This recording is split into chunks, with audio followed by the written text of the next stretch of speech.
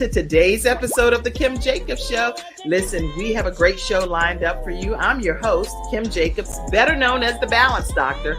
And all of our guests that come on, they're either people that have overcome some tremendous odds in their own lives as they balance this thing called life, or they're experts and they're here to share tips and strategies that will help you better balance and manage your life. Grab your virtual seats and let's get ready for some real relevant and relatable content on today's episode of the Kim Jacobs Show.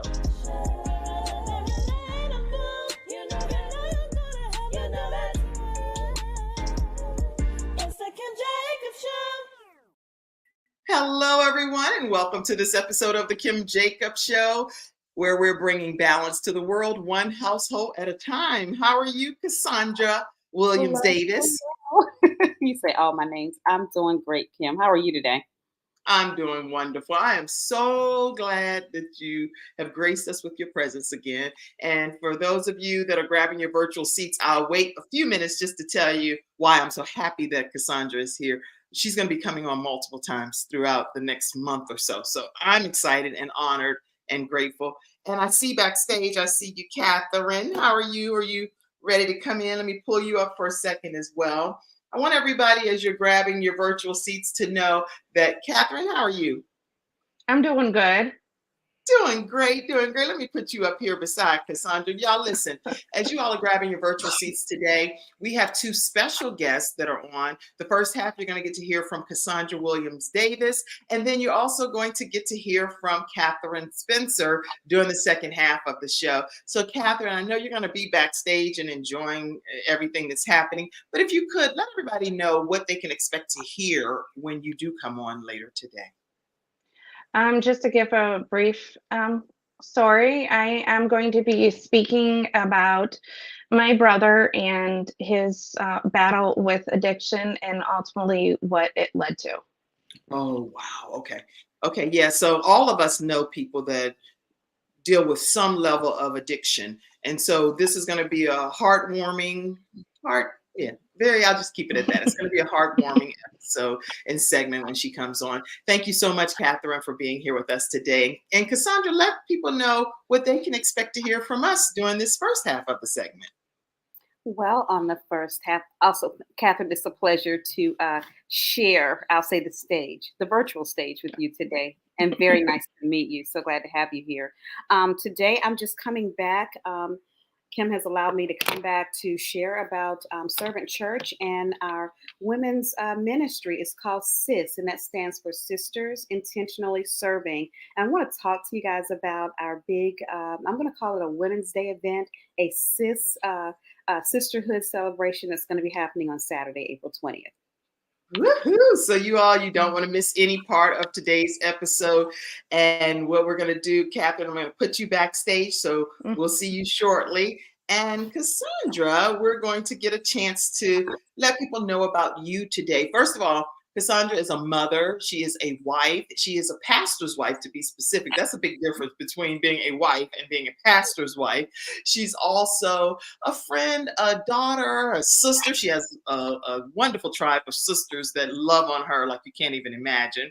And then she's also in law school. She is over the 50 mark. I won't reveal her age, but she's on that 50 clip, right?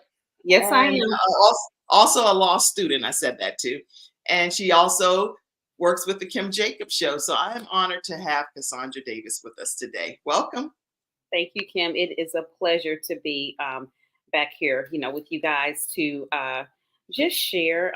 And I'm grateful that you make your platform available for those of us who want to share news and events and testimonies and just anything that we want to get out to the community. So thank you so much. Well, thank you. So when you talk about CIS, that's S period I period S period. So when you talk about that, you said Sisters Intentionally Serving. Talk to us about what made you come up with that particular name for your women's organization. Well, I cannot personally take credit for that acronym. That was our minister, Angela Permenter. She and I were praying and touching and agreeing. I had given her and shared with her my prayers and what in the direction I believe that God was sending us. And I said, but I'm not really sure, what that looks like. How do we label that, if that makes sense? And then she called me up and she said, what about this? And I'm like, perfect.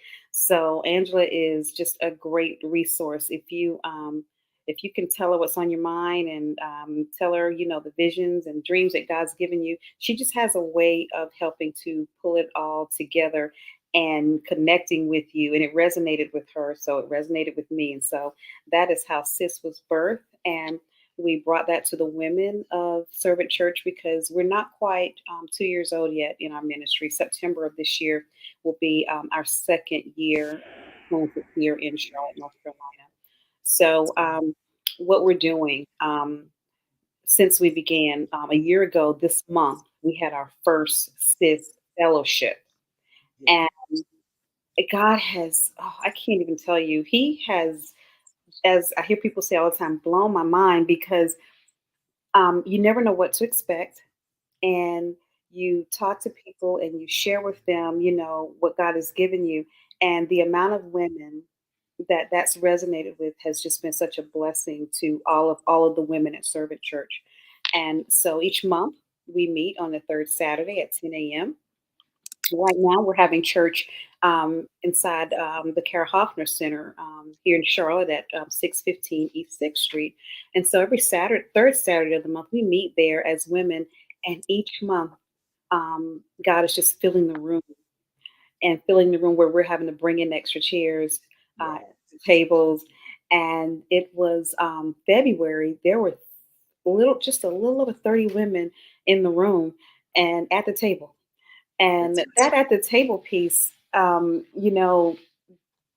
was just talking to God. I have two biological sisters, and then I have a sister cousin. You know about that. You've got some sister cousins, and and so I was like, say my mom had 4 girls because we were raised as sisters. But my mom, she always it was almost like a mandate. She insisted. Mm-hmm. There was no wiggle room in it. You act like sisters. And that was from being little girls. And so there was no space in our home to have any long-term discord or confusion amongst me and my sisters. Her thing was, okay, agree to disagree, but get it right. Get back together. And to this day, with my sisters, when I tell you, I feel extremely blessed. There has never, and I'm not ashamed to say it, I'm 54 years old. I had a birthday last Monday.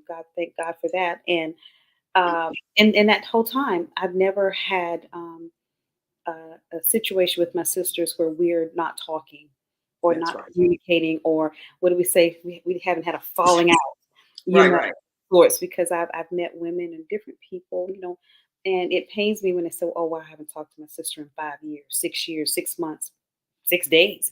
And I can't imagine that. And not because we're so perfect or we got it all figured out, but because we were just raised to work it out. We don't have it all figured out, but we were raised to work it out. But what are some of the ways that you and your sisters worked it out? Because people probably would love to hear a tip or two on how they can get to the other side of anger in a sister or sibling relationship. Because we have disagreed and have different viewpoints about things. But you know what? As soon as you said that, the biggest thing that resonates with me, we watch how we talk to one another. We don't. It's like I don't really know how to come out of my mouth wrong with my sisters because I wasn't raised to do it. And so if my older sister and I aren't, we don't see something the same way, we're talking just like you and I are talking now. And then we just respect like, what, I don't think so. Because girl, that is just crazy to me. And, but then it's like, but hey, if this is what you're doing, and if they were on here, they would tell you, we're like, but if this is the direction you want to go, if it's something like that, if this is it, then we're going to support you through it. But just understand, I don't think this is, this doesn't make sense to me. But you still specify that it doesn't make sense to you. Oh yeah, it's important to be honest because they will tell me, girl, not Sandy, and But then they're going to show up, be there, and pick up if I call. And one of the biggest things that I'll just speak for myself, that I know that I do personally, even if there is an instance where I was kind of right in what I was saying to them, like it didn't go well, and I told you it was going to go this way. I am not going to say that. I'm not going to call you up with it. What else tell you? Because Mom said you treat people the way you want to be treated. Because Right. I know that there's going to be a moment when I think I know, but I don't know, and I'm going to be wrong. I don't want them to call me up and say that to me. And the other thing is, we do the three-way. It's going to be talked out, because even as sisters, there is no need for us to go behind each other's back to talk something over about each other. My younger sister's good about that. She's like, hold on, let me get everybody on the phone. That's good. That is a good piece of advice right there too. Everybody needs to hear the same thing at the same time. Then there is no confusion or even any speculation about, you're talking about me, because who wants to feel like your sister is talking about you to the other sister? That Right. would erode trust. We do a lot of three ways, and not because we're having disagreements, but because now it's just become a habit. If we're going to talk something over, we just get everybody on the phone and let's either plan a date, whatever it is, make a plan, something about care for my dad, whatever it is. But we don't leave each other out of the loop when it comes to all things that involve sisterhood. Now, when it comes to our individual households, we respect those private things. You get invited in if you choose to invite me into something that's going on into your home or in your life. But when it comes to sisterhood, it's we got a group text, all of that, because if I'm taking dad to the doctor, you all are going to get the same message or the same note about his visit at the same time. I'm not hoarding information, and telling one and not telling the other. I think that's really important. And that is the honest truth. That is exactly how we do business. That's a good thing. So how does that correlate or translate over to sis in the church? Because now you being a part of true sisterhood with your biological sisters, then being able to know that now you're spearheading the women's ministry at Servant Church in Charlotte, North Carolina. I'm sure you're pulling from some of those transparent ways of doing things. Pulling from all of it, because I feel like, I guess it makes sense, is I feel like I've been trained, or I'm equipped for this, because this is how I live my real life. So I don't have to, I've heard you say it all the time. I don't have to fake you out. I don't have to fake a person out, because this is who I am. That way, even when my sisters see me functioning in ministry, they're not going, well, who is that? Or that's not how she acts with us. And how can I be sisters to women I meet in church and not be a real sister to the ones that God gave me, my flesh and blood. So, and it's calming for me, because guess what? I don't have to pretend. I don't have to. I know we like to say we wear many hats, and it's okay to wear many different hats. I think that's great as women. Wear all the hats you want. Keep the same face. That's right. Keep the same. I love that. Say that again, please. Yes, I don't need to, I don't need to change my face. I mean, my makeup, but you know what I mean? Don't, change hats, not character, I should say. Change outfits, whatever, talents, but be who you say you are and who God has called you to be, no matter what hat you're wearing, whether you got on makeup or not, no matter changing jobs, changing cities. I need for people, how, you and I, we go to Chick-fil-A a lot with our kids. And, everyone always says about Chick-fil-A. I mean, just was there yesterday. But you know how everywhere you go, you pretty much get the same experience. You can be in North Carolina, Georgia, California. Chick-fil-A is Chick-fil-A. And I feel like that's how we ought to be as sisters. So if you see me at church, or if you see me at work, or if you see me walking in the community, or, in the market, you should always meet Cassandra. That's right. And that's a great illustration. And I love that. Yeah. Be consistent in season and out of season. That's right. And we shouldn't have to juggle characters because, I need to act like this over here and act like that over there. So that's what I do my very best with the help of God. Try to help me be who you called me to be and be who I say I am. Let that be manifested real time.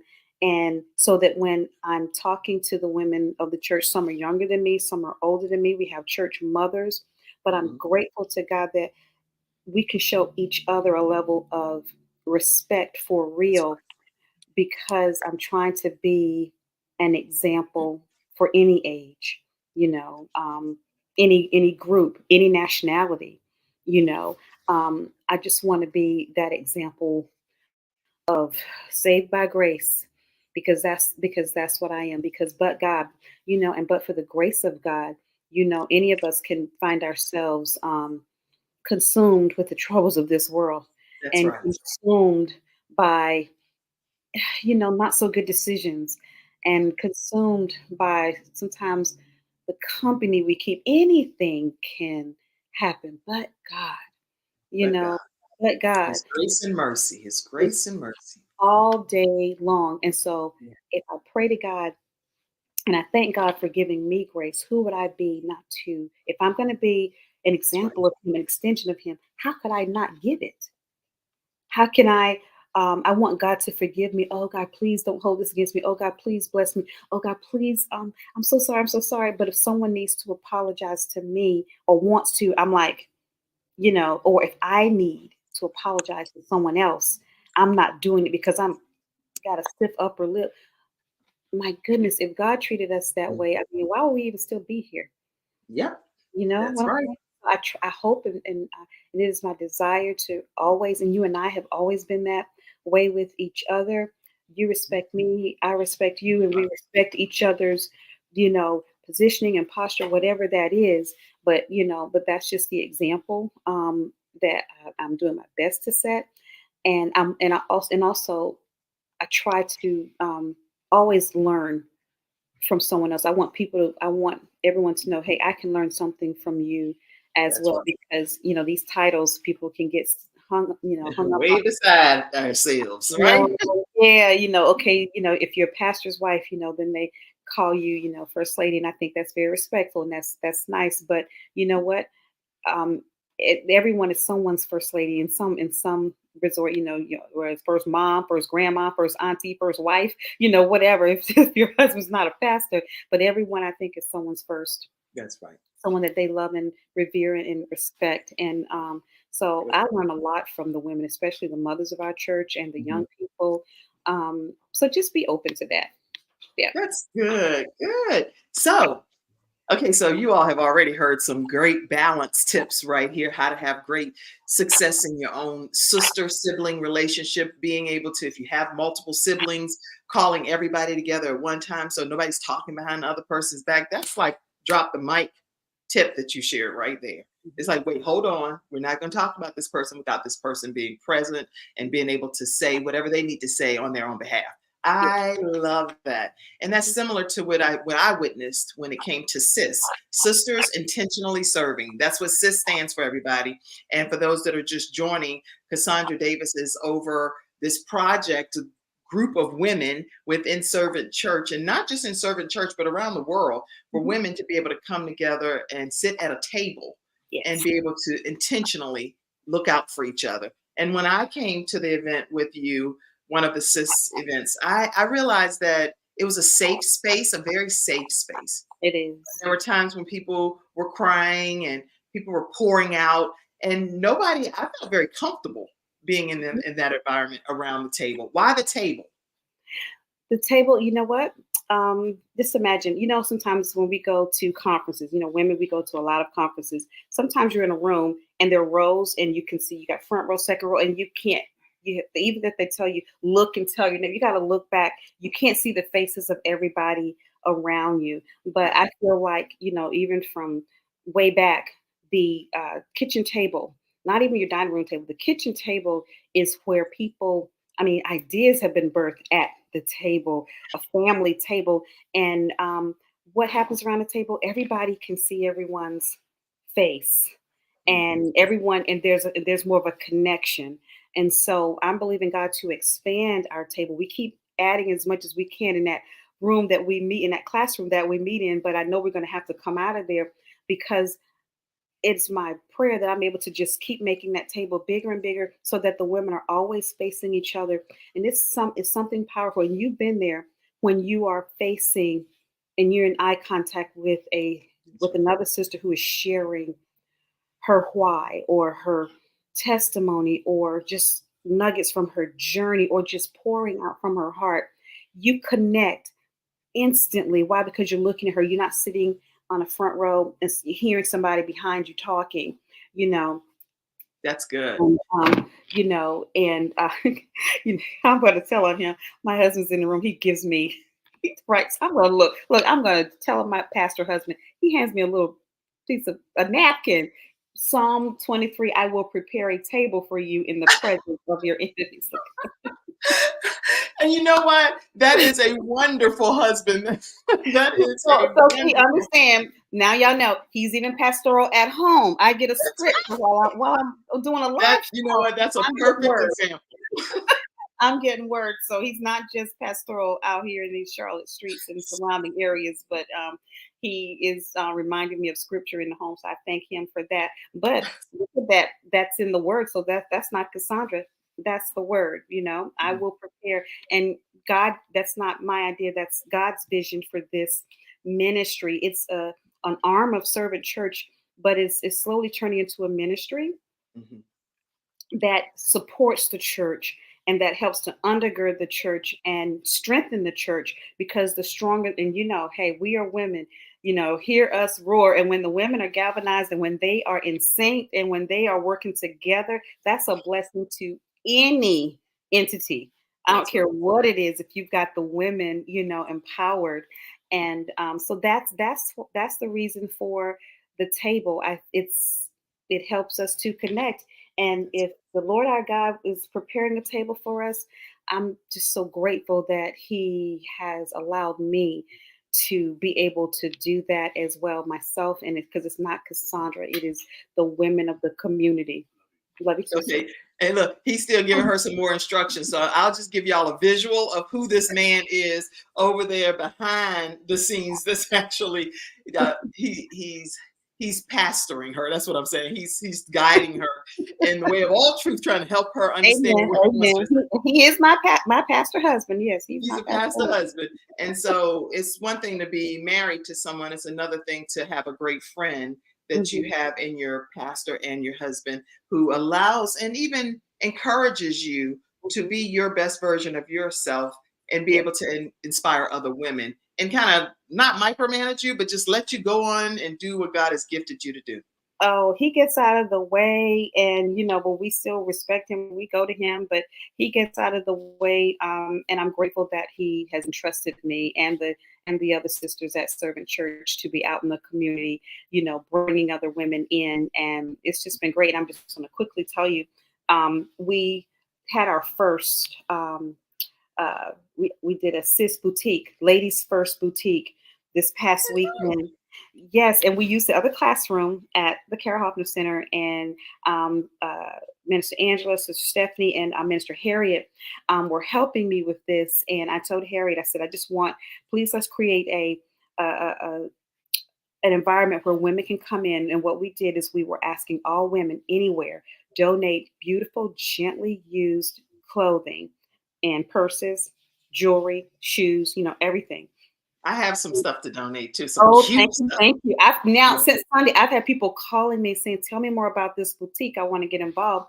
But we set that classroom up just like a nice boutique. And the women were able to come in after CIS fellowship and shop and pick things, because for Saturday, April 20th, for next month, we don't want any sister left out. And someone said, well, I don't have anything to wear. And it's semi-formal, not, you know, black tie formal, but just I wanted all the ladies to get cute and come out so we can fellowship together.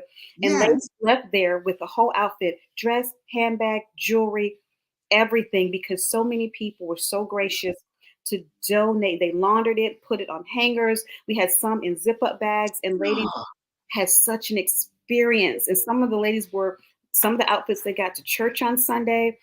And it was so amazing. And my phone, so excited. I got 2 messages yesterday. I want to help the boutique. I want, what can I do? So I'm just going to put in the atmosphere. I'm praying that God will give me a space We give the church a space, give us a building as a space where I can keep this going. We can keep this going. And because it costs you nothing to come in and just get dressed. And but if you, even Sunday after church, we left it up and people were still shopping. And you know, I have shoes, Cassandra, that I'll wear them one time to like an event. And if they bite my baby toe, They got to go. they are they could be the most gorgeous shoes. And I'm telling you, they are really some cute shoes, right? But guess what? They go into your boutique so that somebody can be blessed. Yeah, so Ladies First Boutique had its first successful opening. I don't know how yet, and I don't know how it's going to come together, but we're not going to close the doors. Even yesterday I looked, I said, God, if you have to make it a mobile boutique, but I want every lady should have something beautiful to wear, no matter her circumstance, that she feels good in, that she doesn't have to worry about having the money to buy. Ladies were donating clothes with tags on them, brand new shoes in boxes, because they cared. They didn't just give someone something they just wanted to discard that wasn't useful. And yeah, I was gonna sell mine. I had them online to sell, but guess what? I'm taking them all off and mark them sold, because they sold over to you. Sold to the kingdom. Sold to the kingdom. That's it. Sold to the kingdom. Let me address some of the comments that are coming in. But before we do go to the comments, Mackenzie, you can take the comment down for 1 minute. I want to make sure people know, because we're going to be going into our second half of our segment.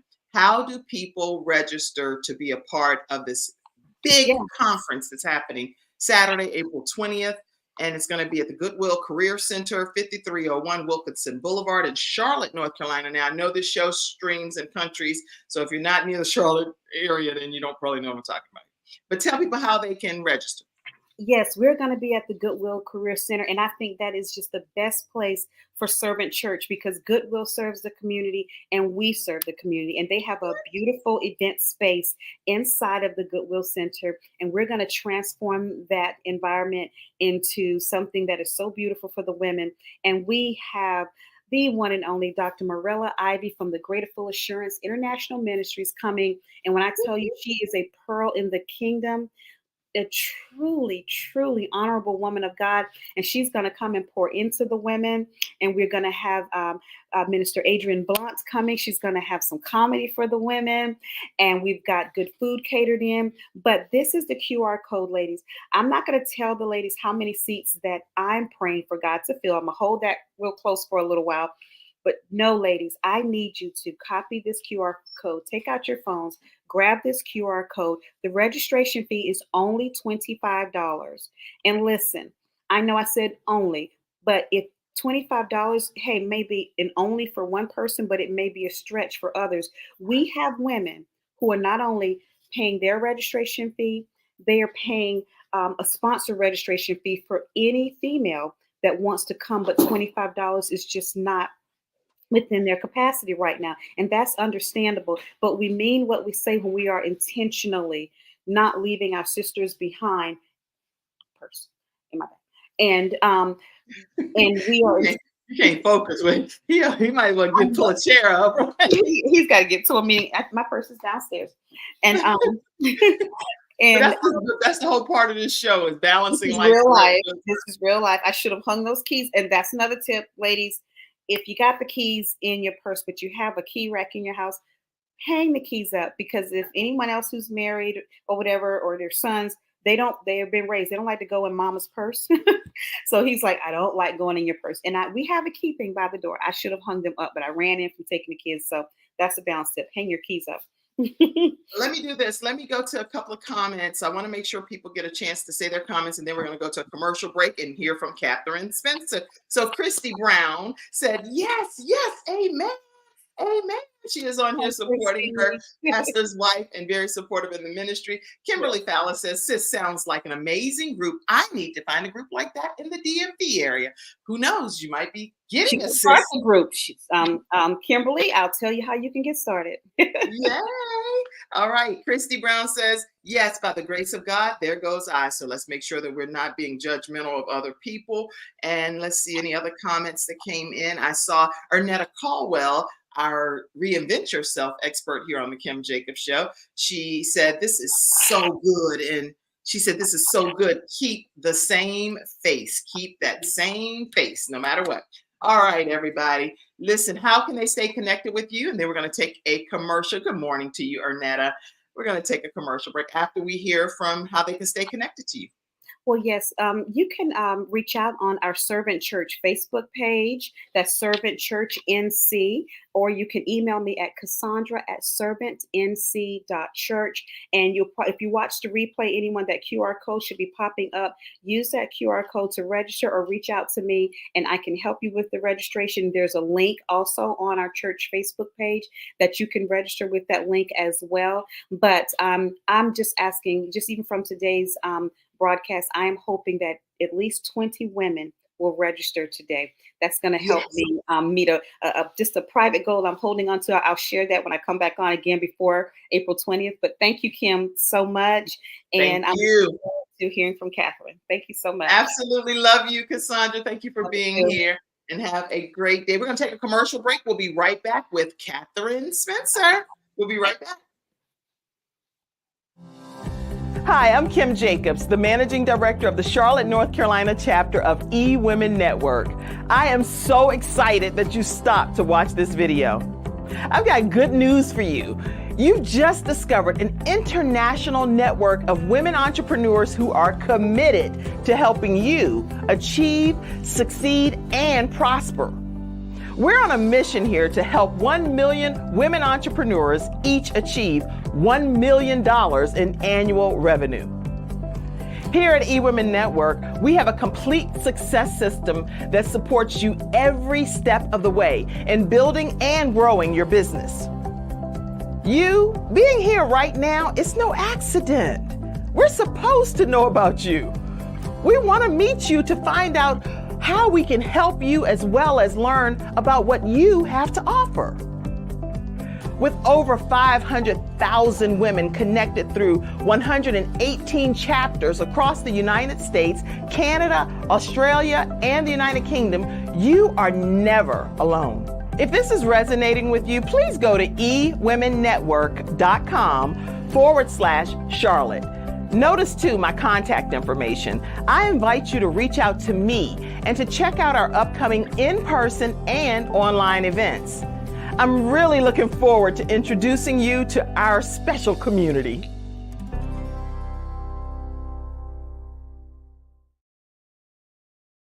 All right, everyone. We are back here on the Kim Jacobs Show with the second half of our episode with Katherine Spencer. Katherine, how are you today? I am doing good. I'm excited to be back on your show. Well, I'm so excited to have you back.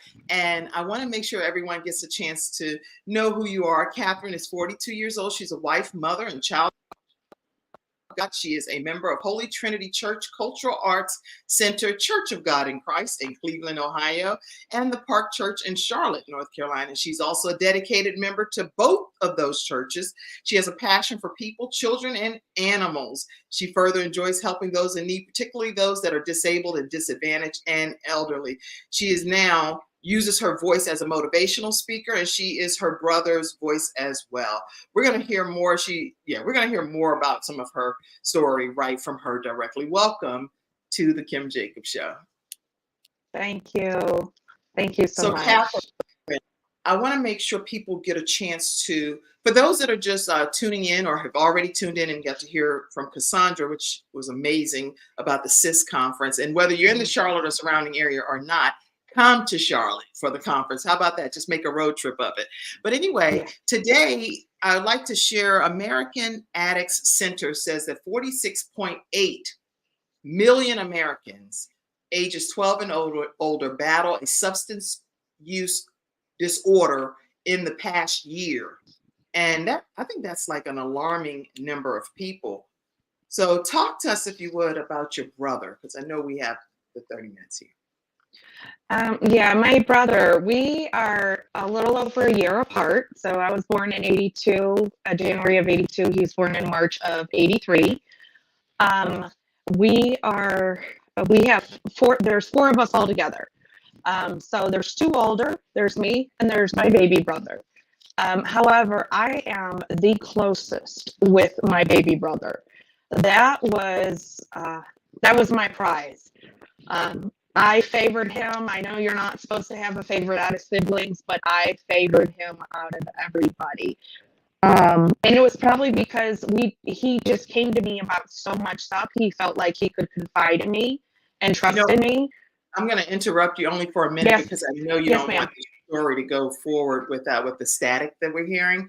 So what I want to do is give you a chance to, I don't know if you want to take the ear pods out and I'll give you a moment. I'll put you backstage and let you adjust for a second and then come back on, because I think there's static happening. But what I will do is I will put this up just to let you all know one of the CIS fellowships that I know I enjoyed as well. I think I have some footage from it while we're waiting for Katherine backstage to get the mic situated. Let me put this up.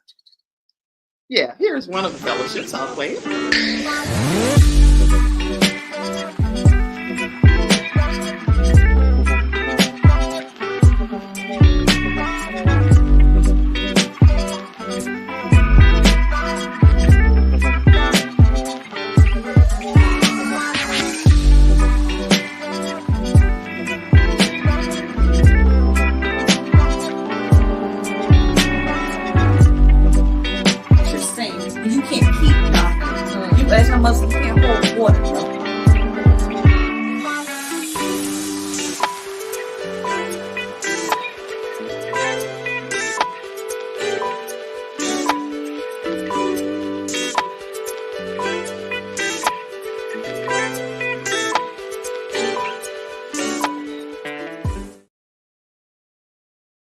All right, everyone. So make sure you all register. We had the QR code earlier, so make sure you watch the replay, and then also the flyer. I have the flyer here again. Katherine, give me a thumbs up if you're ready to pop back in. All right. All right, everyone, make sure that you go and visit with Servant Church NC to register for the wonderful conference that's going to be right at the table where you can look at everyone's eyes on Saturday, April 20th.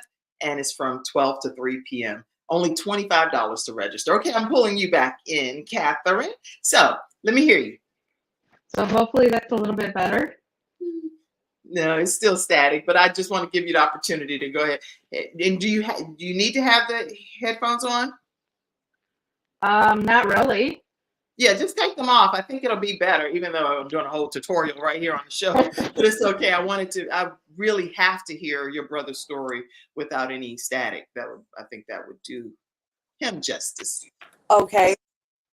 You're still able to hear me okay? I think it's a little better. So let's go ahead and let's hear about your brother, please. Okay. Yeah, my brother passed away. He was 40 years old. So I just recently lost him in October of last year. There is a lot that I know, but there's a lot that I don't know. To make a long story short, I was coming out of a doctor's appointment, and I had received a Facebook message asking me for my phone number. It was from another relative of his. I gave them my phone number, and they basically said, we have an update about your brother. We wanted to let you know. And before they had a chance to finish, I already knew. It wasn't a huge surprise because my brother had mentioned to me that he would not make it to live beyond 40. And he was already 40 years old. And it's a comment that, you don't want to believe. I will say to everybody, if a relative, if a loved one, or anybody, it doesn't even have to be a relative or a loved one, somebody that you may be ministering to, if they make such a comment, I would take it very seriously.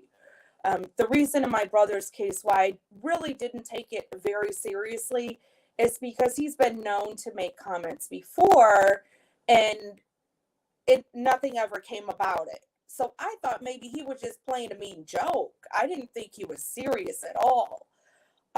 Do I think it was his intentions to pass away? No. in his case, with his addiction, he was covering up pain, years of pain, years of childhood trauma, years of feeling as if he didn't belong and wanted to belong. Just a lot of pain. And he just never, unfortunately, got help for that. Which is why, some people, I've gotten the question, well, if you're siblings and you went through the same thing, how did you come out okay? And he is in the position that he's in. We're two total different individuals. Right. Yeah. we're definitely not the same person. And on top of that, I chose, even though it was very difficult, to go along with the course of the help that was handed to me. Unfortunately, when somebody is stubborn and they are set on their ways, there's not much that you can do about it. It was very difficult being in my shoes, because I had to learn how to love him, but to love him from a distance, basically. And I want you to talk about that for a second, because you seem like you really handled that well with your brother, Mm-hmm. being able to love someone but love them from a distance. What does that look like from your perspective? Well, we lived locally, so we only lived about 30 minutes, 45 minutes apart. But I had to learn that, with his addiction, I could not afford to have him around, because what individuals may not realize, an addict can be very sneaky.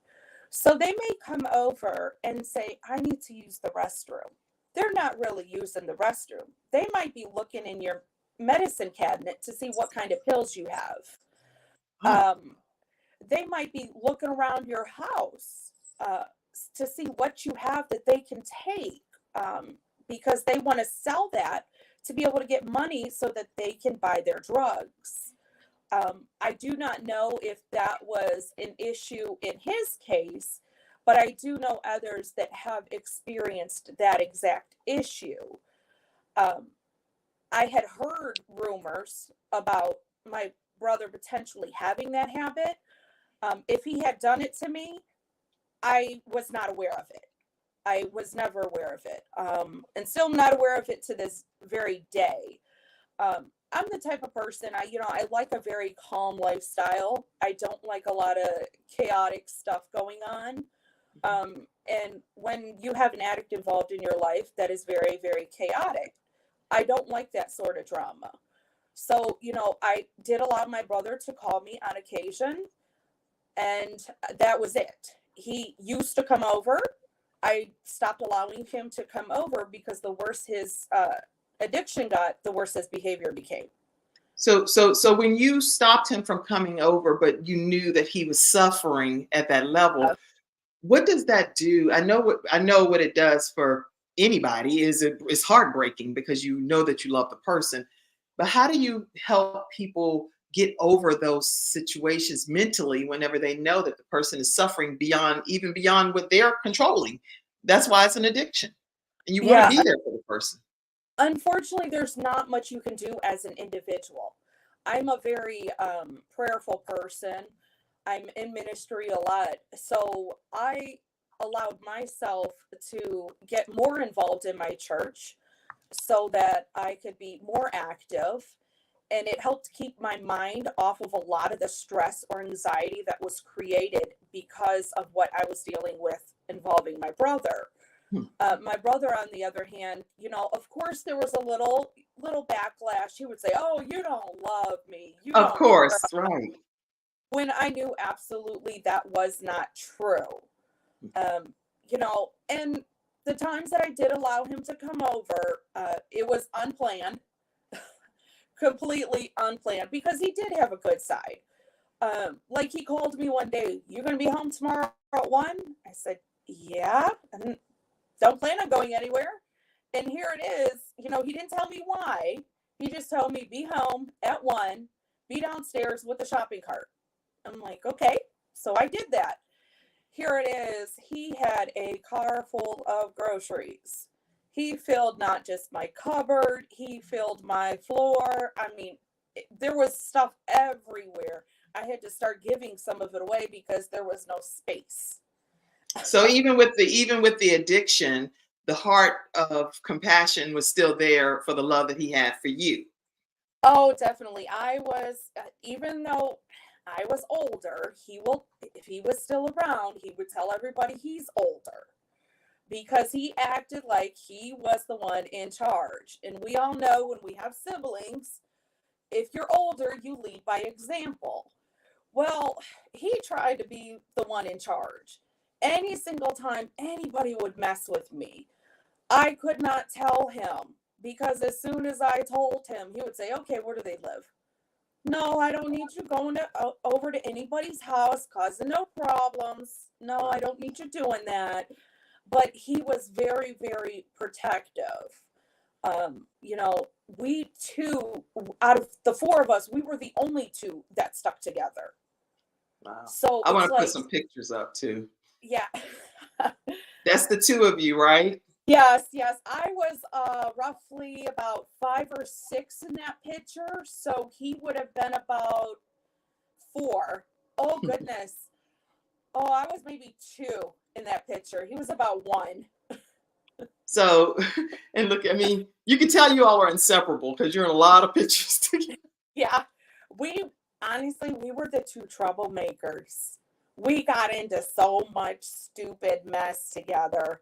We really did. We would do the stupidest stuff like clogging a sink and leaving the water on and letting it flood. Now, please do not do that. Don't do not do that at home, y'all. Okay. No, please don't.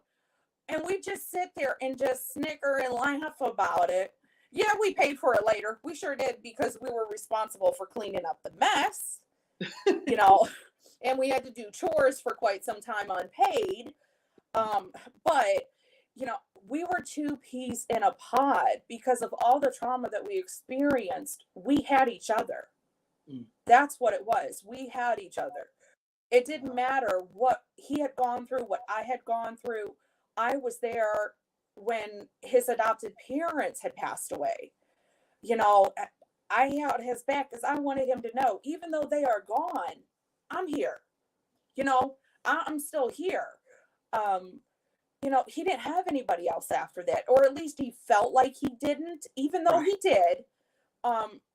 Because unfortunately, with an addict, when you use, those drugs will play on your mind. They'll have you convinced that nobody loves you. They'll have you convinced that you're all alone. They'll have you convinced that you're just by yourself. Nobody understands, because it plays a part on your mental health status. So even though he had existing mental health issues, he went downhill very, very quickly with his mental health because it got even worse with the drugs added in.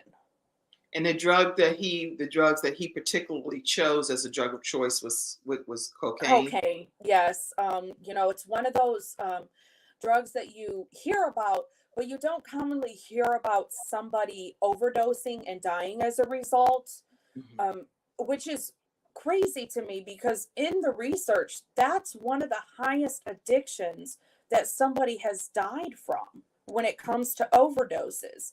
And you hear more about fentanyl, you hear more about heroin. Right. You don't hear about the cocaine. A lot of people have asked, well, did he have fentanyl in his cocaine? I don't know that. But from the information that I've received from the coroner, no, it was just straight cocaine. And he also had pre-existing health issues. So he had a heart issue. He's been known to have heart attacks. And for his age, 40 years old, and you've already had a heart attack, that's pretty bad. That's right. But his situation definitely has taught me something. It's taught me how to be stronger, how to hold my faith closer to me because, I was going downhill mentally. I was in a deep depression, got even into a deeper depression when I found out he passed. Of course. Especially when you're inseparable at that level. Oh, definitely. And so I had no choice but to, at that time, because I do reside in Ohio, to find a church home locally.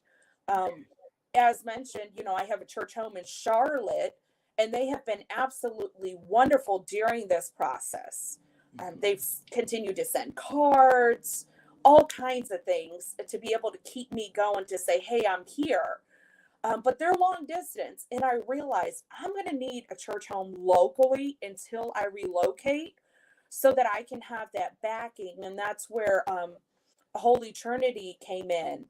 They have been wonderful through the process, and they've been really understanding, because I have days where I go in there and I'm perfectly fine. Around this time, I'm a little bit more tearful and sensitive, because his birthday is coming up on March 23rd. Oh, okay. So that's part of the reasons why I chose to do this right around his birthday. I'm so grateful that you did. I'm grateful. And March 23rd is, I feel bad for my good friend. Her name's Liz. I feel so bad for her because her birthday's March 23rd. So I told her, I said, I apologize because I may be a little off for the first year or two. But she's very understanding, so she gets it. She goes, I don't mind, Well, speaking of which, as far as grieving is concerned, nobody can tell anyone how to grieve.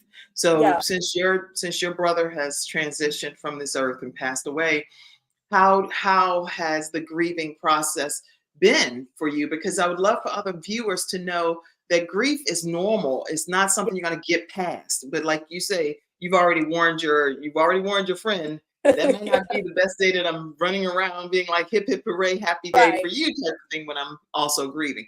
What advice do you give to people that may be going through recent sudden death of a loved one? Well, I will say it's perfectly normal to be in denial. I feel that I am out of the denial stage because it's obvious he's not coming back. When I received a portion of his ashes, it's obvious he's not coming back. And I had to be okay with that. I had to mentally convince myself that these are actually his ashes. These aren't just some carpet or some dirt from outside. This is him that I'm being handed. Now that I'm past the denial stage, I am more in the anger stage. I don't go off on anybody at all. But what I do is I tend to start crying and I scream because I'm mad at him. It is perfectly normal. Don't let anybody ever tell you, you shouldn't be mad. That's wrong. Or that's a sin.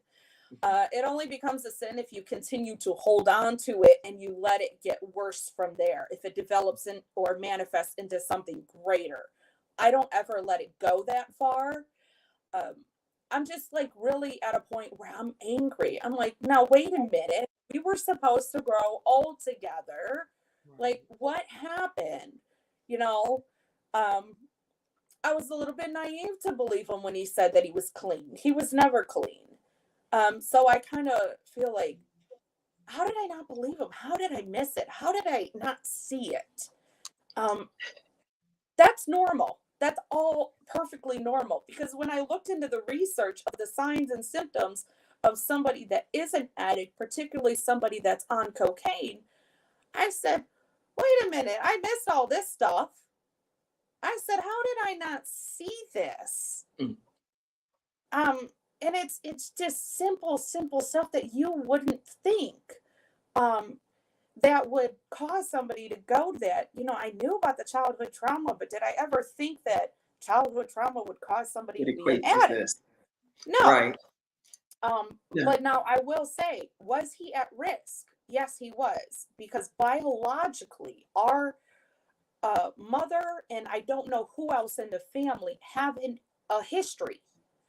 And so they are recovering addicts. The person that supplied him with the drugs, obviously not, because they supplied it to him. But still, when it's in your family, you are at risk, which is why I take precautionary measures. I don't hang around people like that.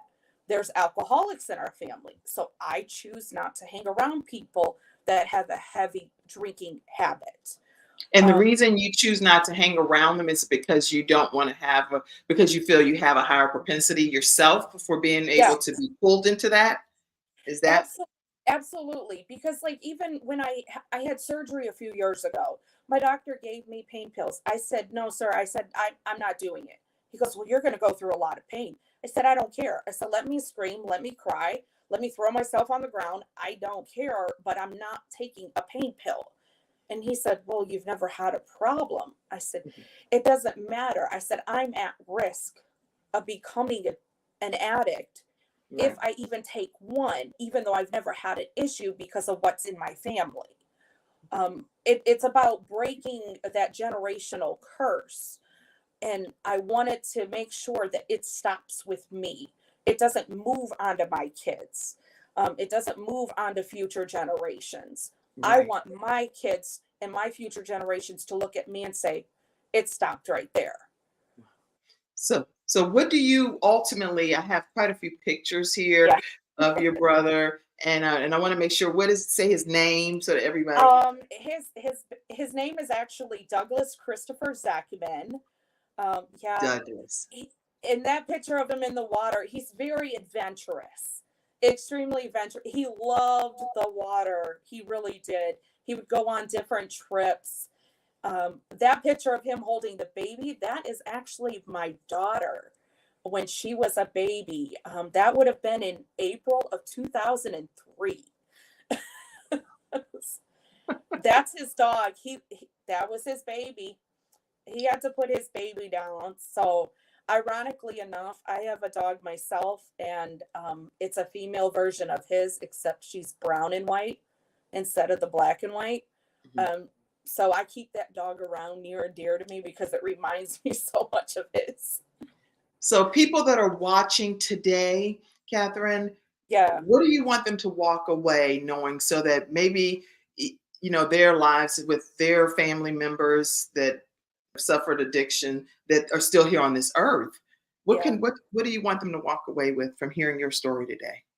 Well, unfortunately enough, even though this does hurt, I walk around with Narcan.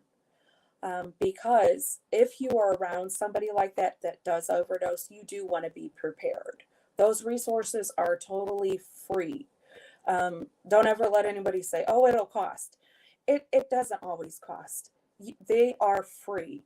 And unfortunately enough, I do walk around with it, but it also makes me feel more secure because my brother's not here. But my theory, and this is my saying, one life at a time. If I can just save one life at a time so that no other family member has to endure the pain that I've gone through or that I am going through, then that makes me feel better. Then I've met my goal.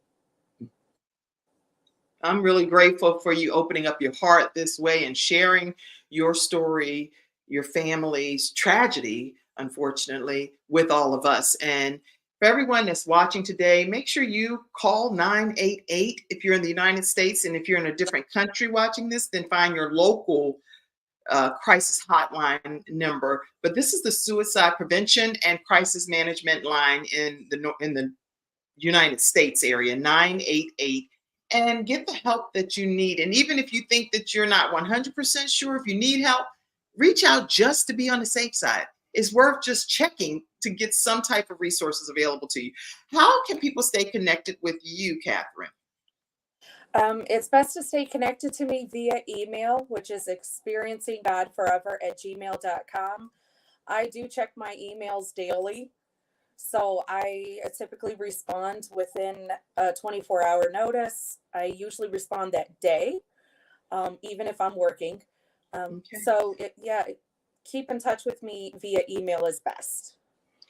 You all, I am hoping that you all will reach out to Katherine, even if you just need a kind of shoulder to cry on or somebody that can understand what you're going through. If you're experiencing this in your family, make sure you reach out to Katherine. And also, if the Kim Jacobs Show is providing balance in your household by providing these wonderful guests that we bring into your house Monday through Friday at 11 o'clock a.m. Eastern Standard Time, make sure you pour into the broadcast. This is the way that we can sustain ourselves as an organization.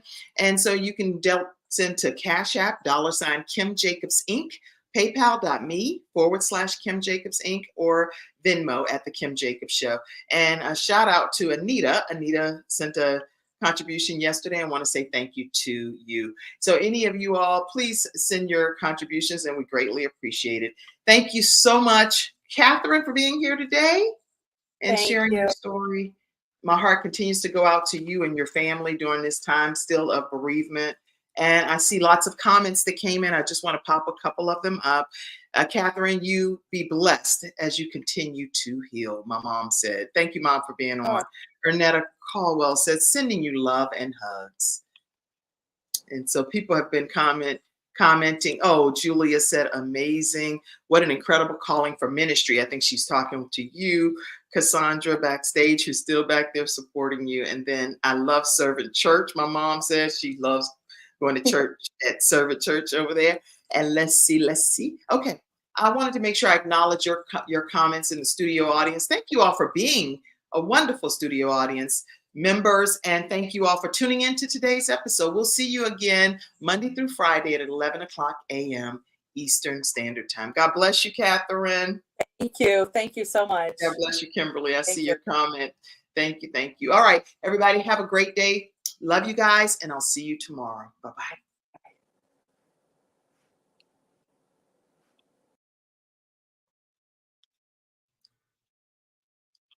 Thank you for tuning in to today's episode of The Kim Jacobs Show and for being in the virtual studio audience. Your presence truly does make a difference, and I look forward to you bringing your friends and family to join you in the virtual studio audience Monday through Friday at 11 o'clock a.m. Eastern Standard Time.